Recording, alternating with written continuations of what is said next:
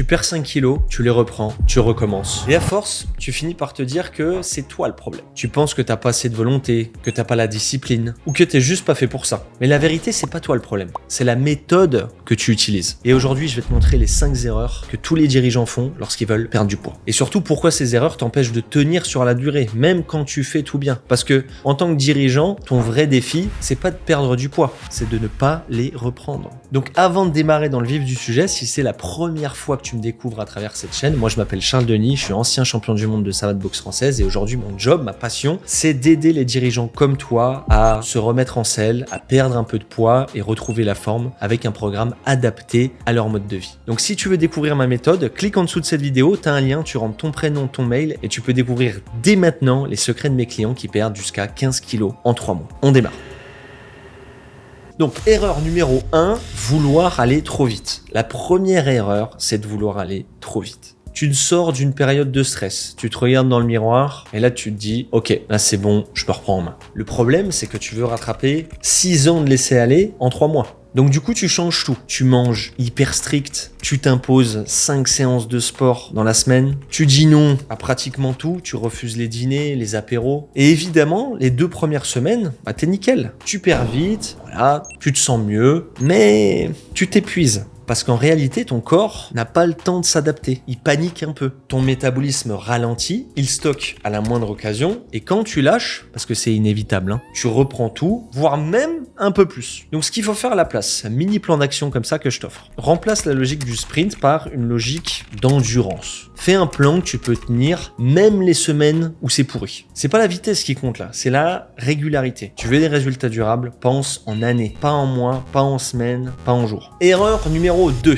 tout couper d'un coup. Donc là tu te dis, je vais faire un mois clean, plus de sucre, plus d'alcool, plus de pain, plus de gras. Sur le papier, ça a l'air parfait. Mais dans la vraie vie, tu as une entreprise à faire tourner, des clients à aller voir, des repas d'affaires à honorer, et au bout d'un moment, tu craques parce que tu t'interdis tout. Tu transformes en fait ton alimentation en prison. Et quand tu craques, tu fais pas un écart, tu fais un carnage. Tu passes de je contrôle tout à je m'en fous, j'ai tout gâché. Donc ce qu'il faut faire à la place, apprends à modérer au lieu de supprimer. Ton cerveau, il déteste la frustration, mais il sait gérer les ajustements. Tu veux du vin, bois-en, mais dose. Tu veux un resto, prends un plat que t'aimes, saute le dessert. Tu veux te faire plaisir avec un burger, fais-le maison. Équilibre ton repas du soir. Fais un petit jeûne intermittent le matin. C'est pas l'interdiction qui marche, c'est l'équilibre. 3e erreur, faire du sport qu'on déteste. Je vais te parler franchement, parce qu'on est 2 adultes responsables. Tu ne peux pas construire une habitude sur de la souffrance. Beaucoup de dirigeants que j'accompagne me disent « Je vais me remettre à courir, je vais faire de l'elliptique, etc. » Ou « Je vais à la salle tous les matins à 6 heures. » Mais ils détestent ça. Et forcément, ils lâchent. Pas parce qu'ils sont faibles, mais parce qu'ils ont choisi une méthode qui leur correspond pas. Donc, solution. Fais un sport que tu peux tenir même quand t'es crevé. Ça peut être 20 minutes de renforcement au bureau. Ça peut même être une petite marche pendant tes appels. Et ça peut même être encore plus simple. Tu peux faire par exemple 50 pompes et 50 squats tous les matins quand tu te lèves. T'as pas besoin d'en faire beaucoup.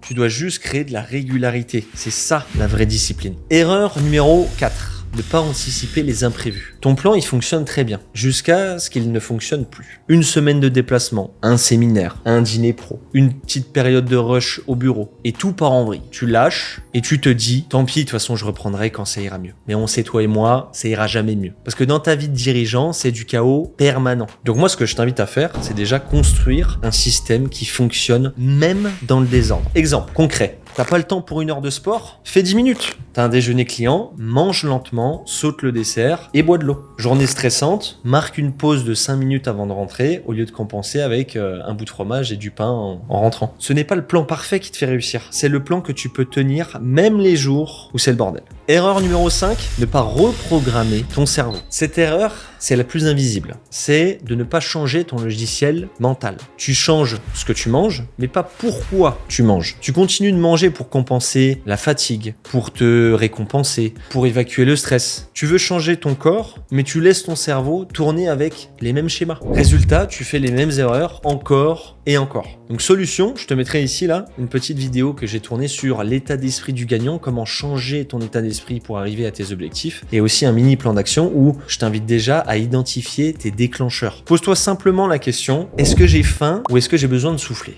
Et quand tu as envie de manger sans faim, tu peux boire un verre d'eau, tu peux sortir marcher 5 minutes, tu peux faire un exercice de respiration qui est très très simple, 10 grandes inspirations, 10 grandes expirations. Tu verras 8 fois sur 10, t'as pas faim. C'était juste une émotion qui t'a traversé. Donc changer ton corps, ça commence surtout par changer tes réflexes. Conclusion de tout ça, les 5 erreurs qui condamnent à faire le yo-yo. 1. On a dit que t'allais souvent trop vite. 2. Tu coupes tout d'un coup, tous tes petits plaisirs. 3. Tu fais du sport alors que tu détestes ça. Ou alors tu fais un sport que tu détestes. 4. Tu ne prévois jamais tes imprévus. Et 5. Tu n'as pas reprogrammé ton cerveau. Donc en gros, c'est pas ton corps qui te trahit, c'est ton système qui est mal construit. Donc apprends à bâtir une méthode qui s'adapte à ta vie et pas une méthode qui t'épuise. Donc voilà, j'espère que ce nouveau format t'aura plu. N'hésite pas à t'abonner à cette chaîne, me laisser un petit commentaire si tu as des sujets que tu aimerais que je traite dans des futures vidéos. Si jamais tu veux aller plus loin et que tu veux vraiment une méthode sans régime express, sans régime extrême, sans te priver, le lien il est juste en dessous de cette description. Tu regardes,